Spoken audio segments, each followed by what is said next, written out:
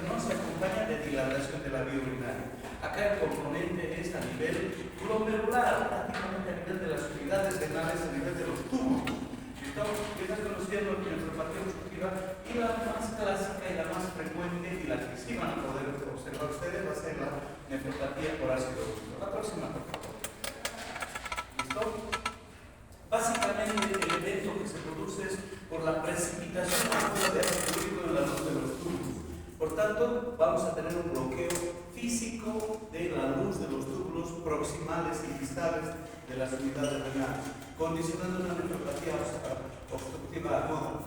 Las causas de la nefropatía aguda son la hiperuricemia, que puede ser por un aporte ya sea externo, un trastorno endógeno del metabolismo del ácido úrico, o un aporte exagerado cuando existe una carga de células que se mueren rápidamente cuando ahí existen procesos tumorales o linfoproliferativos. Ustedes saben que cuando existe un tumor, la vida media de esas células es cortada y la proliferación se acompaña de exagerada reproducción celular y muerte celular anticipada. Por tanto, ahí en los síndromes de lisis tumoral y en el momento en que se efectúan las quimioterapias, vamos a tener un aporte de ácidos nucleicos enorme a la circulación sanguínea. Los ácidos nucleicos son los precursores del ácido úrico en la sangre. Esto ya vamos a ver su metabolismo. Por tanto, aporte exagerado de ácido úrico a la circulación sanguínea a través del síndrome de lisis tumoral. ¿Listo? La lisis tumoral puede ser espontánea. ¿Listo? Ustedes saben que una masa tumoral necesita oxígeno y sangre para mantenerse. El excesivo crecimiento celular hace que la irrigación sea insuficiente y la masa tumoral sufre necrosis en el centro de la masa tumoral. Por tanto, hay liberación de ácidos nucleicos, información de ácido úrico y, por tanto, bloqueo tubular en el caso de este. ¿Listo? Lo propio sucede en la quimioterapia. Las drogas que damos para combatir las masas tumorales, la ciclofosfamida, por ejemplo, ¿listo? Son tóxicas, son drogas citotóxicas que provocan prácticamente, bloquean el metabolismo enzimático y nuclear de oxigenación y reproducción de la célula, por tanto ocasionan la muerte de las células tumorales y por tanto liberación de ingentes cantidades de ácidos nucleicos a la circulación y por tanto formación de cargas enormes de ácido úrico, ¿no?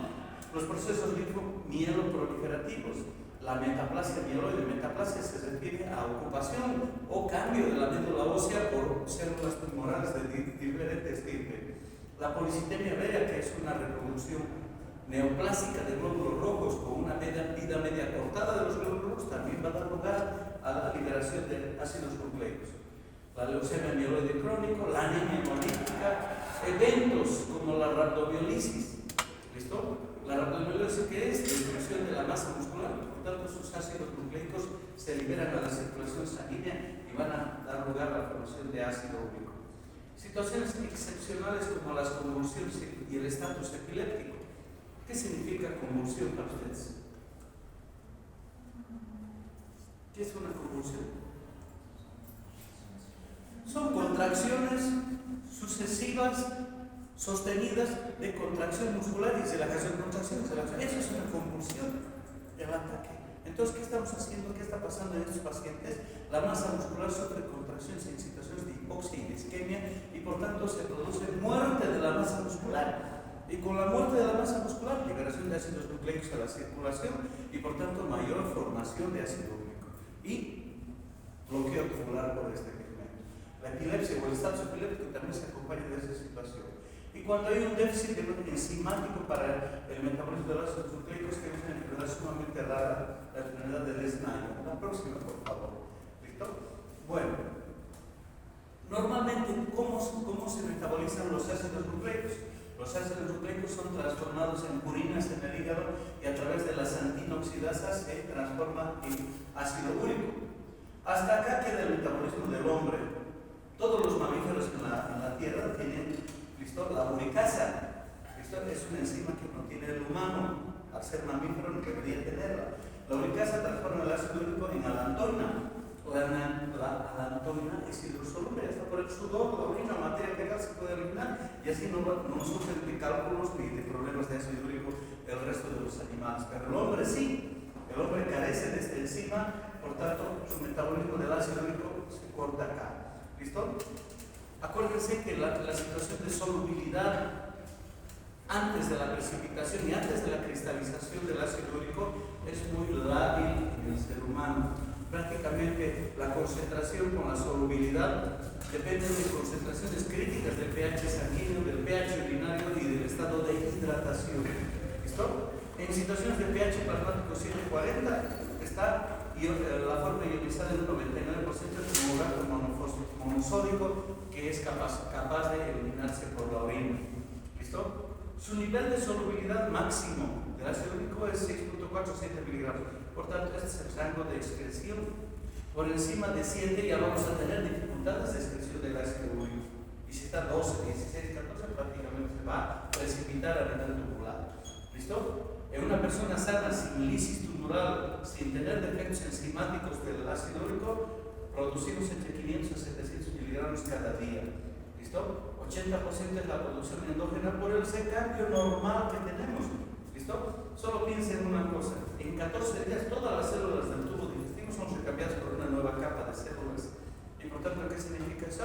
Liberación de ácidos nucleicos, metabolismo y por tanto estamos bien. ¿Ya? Entonces existe un recambio celular normal que genera entre 500 a 700 miligramos cada día y es la producción endógena. Y 20% viene de la dieta. ¿De dónde creen que viene de la dieta? ¿Dónde hay ácido úrico? En las carnes. Cuando comemos, somos carneros, ¿qué comemos en la carne? Células muertas, pues, fibra muscular estamos comiendo. ¿Qué es el músculo? Un órgano. ¿Y qué son las fibras? Son células. ¿Sí? Eso es lo angustiante, no le comemos células muertas. Y por tanto los ácidos nucleicos de las fibras musculares, pese a la fusión, no terminan en aminoácidos, sino son cadenas peptídicas y son ácidos nucleicos de cadena larga que van a ser absorbidos y van a generar el 20% de la dieta. Ahora, este primer paso de purinas ácido úrico se produce predominantemente en hígado, pero también se metabolizan en el tubo digestivo y en el mismo músculo. El mismo músculo produce esa degeneración. ¿Listo? Por tanto, el ácido úrico aparece en el hígado, en el tubo digestivo y en la masa muscular. ¿Listo? La capacidad máxima de formación o reserva total de ácido úrico es de 1 gramo a 1 gramo 200, ¿no? Bueno, ¿y cómo se elimina? Hemos dicho 70% tiene eliminación renal y 30% de eliminación por el tubo digestivo. ¿Listo? En una situación de urato monosódico, los cristales de ácido úrico se ven así, parecen filamentos, parecen agujitas, y son las que dañan el endotelio o los tubos. La próxima, por favor. ¿Listo? Entonces, el ácido úrico es una molécula pequeñita y sufre todos los cambios que los líquidos, fluidos y electrolitos sufren a nivel glomerular. La filtración glomerular elimina prácticamente el 95% del ácido úrico. ¿Listo? 5% está circulando en la sangre ligado a las proteínas. Pero fíjense, apenas pasa la membrana basal glomerular, ¿listo? El 98 al 100% se reabsorbe. Y más aún dependiente de la antidiurética, de la aldosterona, junto con el sodio y situaciones de contracción del líquido celular, se reabsorbe toditito al sistema circulatorio. Entonces, el 100% que ha pasado la membrana basal glomerular se reabsorbe a nivel proximal. Y luego se produce una secreción tubular del 50%. Luego se produce una reabsorción post-secretora del 40%. Y lo que queda en la luz del túbulo es alrededor del 10 a 12%. Y esa es la única carga que eliminamos cada día de ácido úrico para evitar la precipitación. Fíjense, entonces es muy pobre la eliminación del ácido úrico y siempre estamos expuestos a su precipitación. ¿Listo? ¿Qué condiciones van a afectar la eliminación del ácido úrico? Fundamentalmente contracciones del líquido extracelular, situaciones en las que el flujo urinario está reducido, el paciente por tanto que está deshidratado, ¿listo? El paciente que está oligúrico, ¿listo? Hemos descubierto pacientes que eran gotosos y no se sabían gotosos, pero el gotoso forma ácido úrico por un trastorno enzimático en el hígado y bueno, y en algún momento con el aporte exagerado de carne, un asado, la poca ingesta de agua, ¡pum!, han tenido su bloqueo tubular. Excepcionalmente sucede eso. ¿Listo? Por tanto, van a modificar la eliminación renal, los estados de deshidratación, los estados de oligoria, modificaciones del pH urinario, el pH urinario ácido, ya les he mencionado, ¿listo? Alteración, la acidemia del pH plasmático también, presencia de hormonas, fármacos, la aspirina, el probenecid, la piracinamida y los cetoácidos van a dificultar la excreción renal del ácido úrico, ¿listo? Situaciones en las que existe producción endógena aumentada no representan daño para el riñón por sí, pero sí necesitan de estos factores de deshidratación, flujo urinario reducido. Ahí sí vamos a afrontar la precipitación del ácido úrico a nivel tubular. La próxima, por favor. ¿Listo? Entonces acuérdense de este dibujo. Filtrado glomerular 100%, 98% se absorbe inmediatamente. Existe una secreción tubular activa del 8 al 12% y una reabsorción tubular por secretor del 40%. Bueno, siempre está variable entre 8 a 12 o 10 a 12, pero la excreción neta del ácido úrico a nivel tubular. ¿Listo? Entonces, fíjense, esa es la dinámica que sufre el ácido úrico en la excreción renal. La próxima. Bueno, si hablamos de litiasis, si hemos visto litiasis de otras causas, oxalato, calcio, etc., solo el 5 o 10% representan la litiasis por ácido úrico. ¿Listo? Y siempre vamos a necesitar de hiperuricemia y hiperuricosuria, es decir, que vamos a tener una carga aumentada de ácido úrico en el filtrado urinario. Y si estamos viendo esos cambios que son modificados por el volumen de orina, por el estado de hidratación, pues vamos a predisponer a la precipitación de estos cambios. ¿Listo? La hiperuricemia reduce la formación de óxido nítrico a nivel endotelial, por tanto es un factor de agresión. ¿Listo? Y produce disfunción endotelial. Entonces ya es un factor de daño endotelial. ¿Listo? Entonces, y los factores que van a predisponer a su precipitación bajo volumen urinario, pH urinario ácido, hiperuricemia e hiperuricosuria, ¿no? ¿Listo? Entonces, la excreción de orina permanentemente ácida es uno de los factores que más se estudia y hasta ahora no tenemos un tratamiento adecuado. La próxima, por favor. ¿Ya? Bueno. La precipitación del ácido úrico va a dar lugar a la nefropatía obstructiva, ¿no? El síndrome de lisis tumoral es la causa más frecuente. La segunda causa de esta precipitación del ácido úrico es la hiperproducción primaria. 20% de los gotosos que se deshidratan o no toman su medicación van a generar precipitación del ácido úrico. Y el déficit de esta enzima, que es muy usada esta enfermedad prácticamente en nuestro medio, creo que a nadie se le ha diagnosticado. Ahora, exagerado aporte de purinas es raro, ¿no? A los que son carnívoros, a los muchachos que practican físico-culturismo, que comen 1 kilo de carne, sí podría darles. Con un escaso volumen de hidratación, sí les puede dar precipitación de purinas. ¿Listo? Bueno, el síndrome de lisis tumoral, esto debería preverse. Al paciente que le vamos a someter a quimioterapia, muy bien, en el laboratorio se le pide deshidrogenasa láctica, se le pide ácido úrico, se pregunta si la función renal está normal. Ahora, hasta ahora estamos hablando de función renal normal. Si el paciente tiene algún grado de insuficiencia renal y le vamos a someter a quimioterapia, a ese paciente habrá que alcalinizarle la orina, habrá que hidratarlo bien, habrá que forzarle la diuresis para evitar la precipitación. Vamos a corregir los factores que predisponen a la precipitación del ácido úrico. Adecuada hidratación, adecuado volumen urinario y evitar que el pH de la orina sea ácido. Nosotros le vamos a dar bicarbonato parenteral. Entonces, prever esta situación en los síndromes de lisis tumoral cuando le vamos a iniciar quimioterapia, y aún no se inicia quimioterapia, puede ser la lisis tumoral, puede ser espontánea. ¿Listo? En estas entidades, metaplasia mieloide, la anemia hemolítica, la polistemia vera, la anemia hemolítica, la leucemia mieloide crónica, el mieloma, la rhabdomiolisis, ¿no? La próxima, por favor. Bueno, la clínica es escasa. Excepcionalmente, cuando el evento es agudo de hemólisis masiva, una policontusión, un politraumatismo en la que hay sarcomiólisis, o un paciente que ha sido sometido a quimioterapia, tiene un dolor lumbar inespecífico, pero deja de orinar. Entonces llega el paciente, 16 de ácido úrico, 20 de ácido úrico. Hemos visto 40 de ácido úrico, un paciente que le han sometido a quimioterapia en un estado ionizado. ¿Listo? Entonces, síntomas químicos, va a tener síntomas por el déficit de función renal agravado por la precipitación. La característica es oligoanuria, es decir, orina poquito o no orina nada. Entonces, la clínica puede haber un dolor abdominal en ambas fosas renales. La oligoanuria es la principal característica. Puede haber en la orina hematuria, ¿listo? Y la presentación de uremia, ¿listo? Siempre van a haber datos de hipervolemia porque no está orinando, ¿listo? Va a haber acidosis metabólica y el ácido úrico habitualmente por encima de 15 miligramos por decilitro. Vamos a tener los datos de la enfermedad de base. Va a tener, si es un linfoma mieloide crónico, es una leucemia mieloide crónica, va a haber hematoesplenomegalia, va a haber adenopatía. Si es un mieloma múltiple, vamos a tener fracturas patológicas, vamos a tener hipercalcemia, ¿listo? Vamos a tener anemia. En los casos de procesos mielodisplásicos, ocupación de la médula ósea con una anemia franca, ¿listo? Entonces, y la elevación de urea, creatinina, el calcio y el fósforo van a estar elevados. Todo esto está en función de la enfermedad de base que tenga el paciente. Siempre vamos a ver la orina, vamos a ver la cristaluria de las.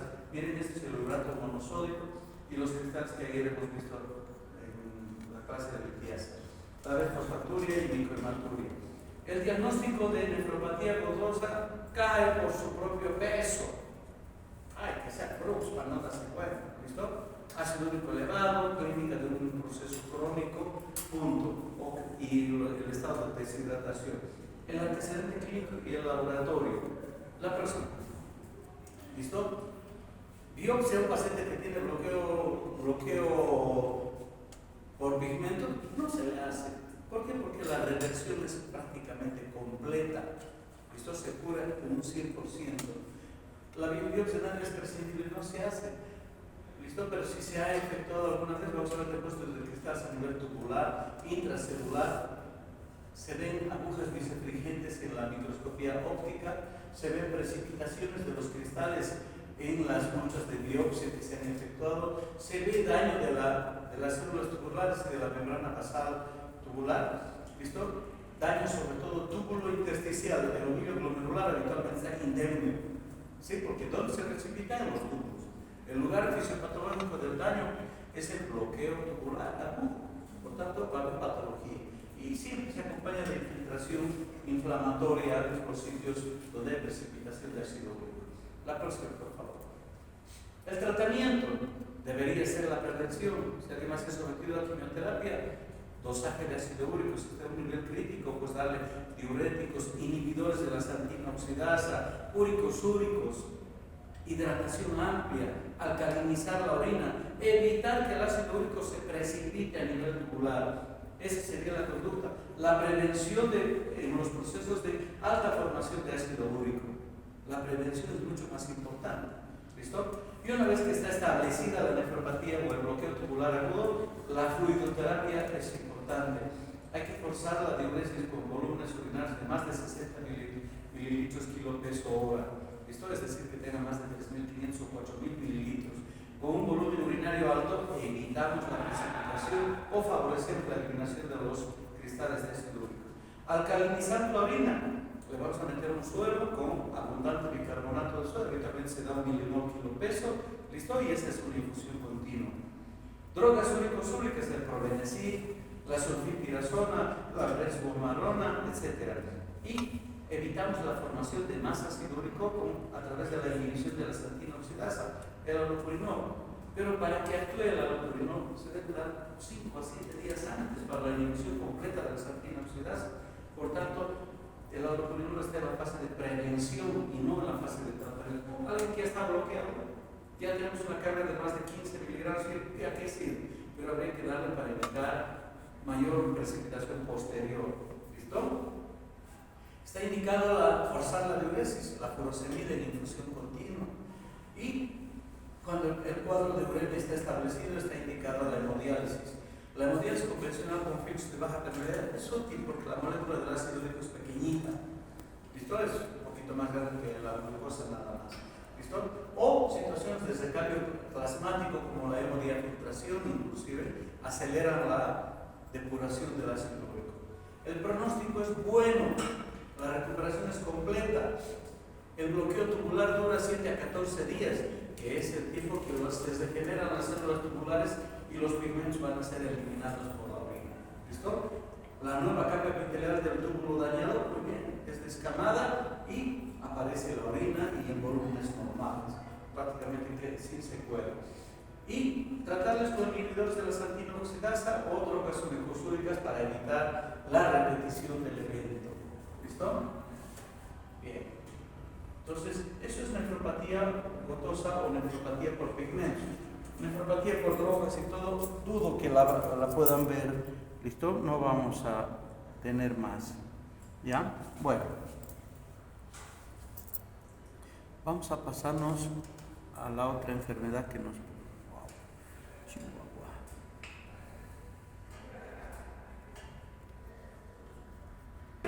Es más probable que no haya, ¿no? Pero me van a confirmar, por favor. ¿Listo?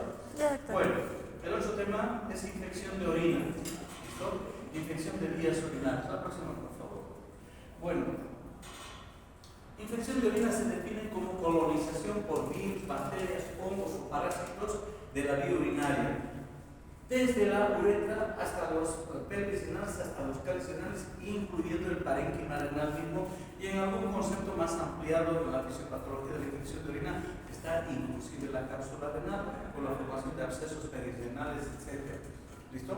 Pues se ha descubierto que en los diabéticos, sin siquiera haber comunicación, manipulación o trauma, hay bacterias alrededor perirenal que han llegado ahí a través de los linfáticos o a través de infiltración. Por tanto, se amplía el espacio de una pielonefritis hasta la cápsula renal inclusive. ¿Listo? Entonces, la presencia. Entonces, tener un absceso perirenal sigue siendo una infección de vías urinarias complicada. ¿Listo? No es una patología, se consideraba el absceso perirenal de otra etiología como simple hematógeno. No, ahora se asume que también los procesos de continuidad afectan a la cápsula perirenal. ¿Listo? Entonces, presencia, colonización, multiplicación de cualquier microorganismo bacteriano, virus o bacterio parásito en el tracto biourinario del riñón, de uretra, uréteres, pelvis, riñones, incluyendo la próstata, ¿no? Bueno, acuérdense que es la causa de consulta más frecuente para el sexo femenino. ¿Listo? Y no debe considerarse habitual. ¿Listo? La enfermedad no es habitual. Nadie ha nacido para enfermarse, chicos. ¿Listo? Cuando hablan de ese concepto que las mujeres deben tener una infección de orina por mes, que ponen a veces. No, eso es falso. No debe existir. ¿Listo? Vamos a ver las razones por las que va a haber infección de orina en la mujer. Obviamente que con frecuencia la mujer lleva las de perder. ¿Listo? En la tercera edad, el foco de sepsis urinaria es la causa de muerte de más del 50% de los viejitos que tienen sepsis. ¿Listo? Los pacientes están ahí tirados todos. Tienen sepsis urinaria. ¿Listo? ¿Por qué? Porque los mecanismos de control o de evitar la migración de las bacterias que habitan la vía urinaria están reducidos o están abolidos, como vamos a ver. ¿Listo? Entonces, la otra cosa de importancia es de que de cada 10 recetas que hacemos, ¿listo? 5 son para infección urinaria y son antibióticos. ¿Listo? El empleo de antibióticos está ampliamente difundido. ¿Y qué hemos generado con el tratamiento antibiótico de la infección de las vías urinarias? Generar bacterias cada vez más resistentes a los sistemas antibióticos presentes, ¿no? Por tanto, eso es importante. Y lo otro, la pielonefritis crónica es causa de enfermedad renal crónica en un 20%. ¿Sí? En un 20% la pielonefritis va a terminar en diálisis. Entonces, esa es la importancia de tener en cuenta que una simple infección de orina va a cambiar el curso de la vida de una persona. ¿Listo? Los conceptos de infección de orina, según la terminología y según la escuela, son sin fin. ¿Listo? Los más complicados son de la escuela norteamericana, que hay 40 conceptos. ¿Listo? En cambio, esta es la apreciación que está en el libro de Nefrología Clínica de Avendaño, que es un poco más sencilla. Y es importante que ustedes se familiaricen cuando hablamos de bacteriuria.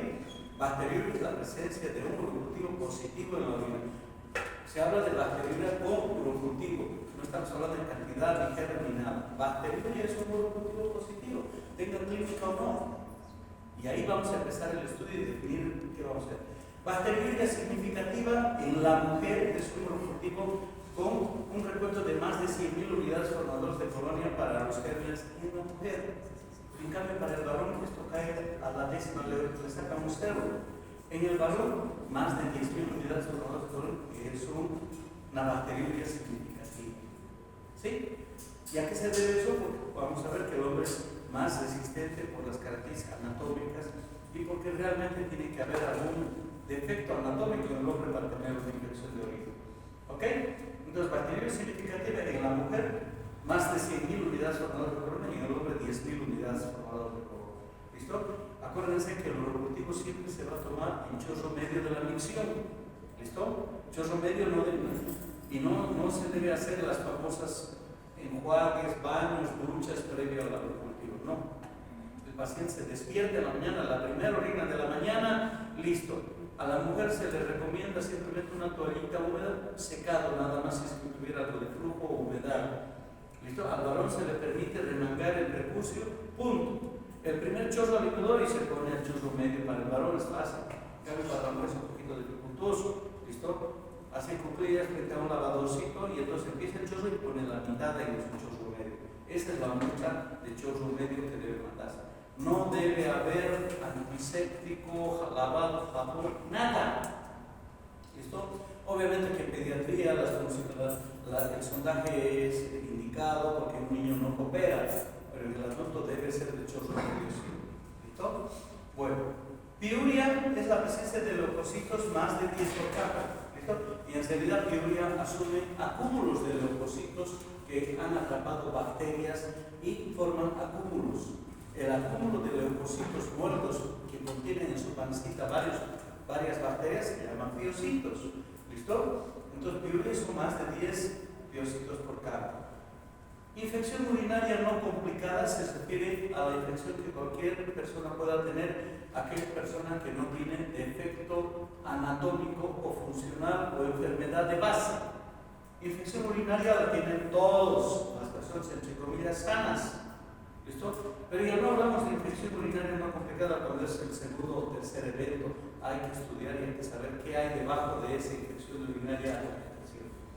Y la infección urinaria complicada es la que se asocia a defectos estructurales, funcionales o enfermedad de base. Ya no es lo mismo el diabético. ¿Listo? El diabético ya tiene susceptibilidad para las infecciones. Ya no es lo mismo un anciano, ya no es lo mismo un prostático, ya no es lo mismo alguien que tiene litiasis, ya no es alguien que tiene vejiga neurogénica, ya no es alguien que tiene que usar sondaje intermitente. Esas personas tienen infección de vías urinarias complicada. Entonces, no complicada vía urinaria sana, complicada con alguna alteración estructural o funcional. Puede haber estenosis, litiasis, vejiga neurogénica, y acá entra la instrumentación. Entonces, un paciente que está internado en terapia o en piso y que ha tenido una sonda Foley y viene después a la consulta, hemos pedido un mayor de 4 semanas y está con una infección de orina, es una infección de orina complicada. ¿Por qué? Porque vamos a tener en primer lugar cepas resistentes, cepas hospitalarias, y vamos a tener algún trastorno por el que se ha indicado la colocación de sonda Foley en ese paciente. ¿Listo? Reinfección. Se habla de reinfección cuando es un microorganismo diferente. Recidiva se habla cuando es la misma cepa con un antibiograma similar. ¿Listo? Entonces, aquella persona que tiene Escherichia coli multiresistente, solo sensible al imipenem, al carbapenem o a la amicacina, es una infección de orina recidivante, porque es la misma bacteria que está en vecindad y está continuamente contaminando la vía urinaria. La próxima, por favor. ¿Ya? Bueno, en la patogenia de la infección de la vía urinaria, la vía ascendente es el 95% de los casos. ¿Sí? Entonces tiene que haber un trastorno en el meato, alrededor del meato, en la piel o alrededor del ano. ¿Para qué? Para que haya una sobrepoblación de las bacterias que son comensales de esa zona. ¿Listo? Entonces la vía ascendente es un 95%. Y el 5% está distribuido entre la formación, entre la contaminación hematógena. Hematógena será un absceso amigdalar, ¿listo? Una neumonía, una gastroenteritis infecciosa, un absceso pancreático, una pancreatitis. Cuando se justifica un foco a distancia y que haya podido existir diseminación hematógena, esta vamos a asumirla. Por contigüidad, en el estreñimiento, en la vejiga neurogénica, en la colostomía, Por los linfáticos tiene que haber algún proceso tumoral, el cáncer de cuello uterino, en la carcinomatosis peritoneal, en la que los linfáticos habitualmente cambian de curso, su flujo y se contaminan de bacterias.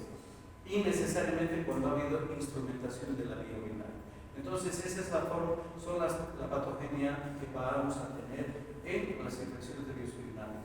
¿Listo? Siempre tienen que considerar que tenemos una flora natural alrededor del meato, alrededor y en el segmento final de la uretra. ¿Listo? Por eso se exige el chorro medio de la orina para el cultivo, inclusive para el examen del sedimento fresco de orina. ¿Listo? Tenemos el segmento final de la uretra con población bacteriana propia.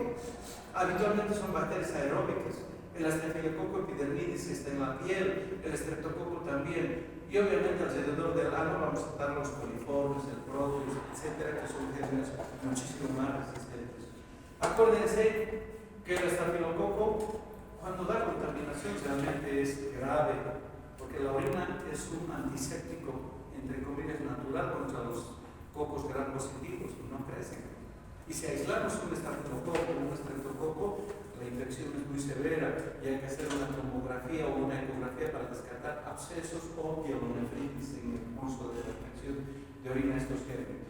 Y la cantidad que se reporte es significativa. En cambio, para los bacilos negativos, coliformes o proteus, siempre tiene que ser más de 100.000 unidades formadoras de color. Ahí sí el recuento es significativo para considerar una infección de orina. En cambio, basta una colonia de estreptococo, basta una colonia de estafilococo para ser positivo la infección de orina de ese germen. Y más aún si es bárbaro. ¿Ok? Bueno, los mecanismos naturales de defensa que tenemos, primero son las proteínas urinarias. Ya les he hablado de una globulina que se secreta en el túbulo proximal y enlaza de genes, se llama proteína de Tan-Horsfeld.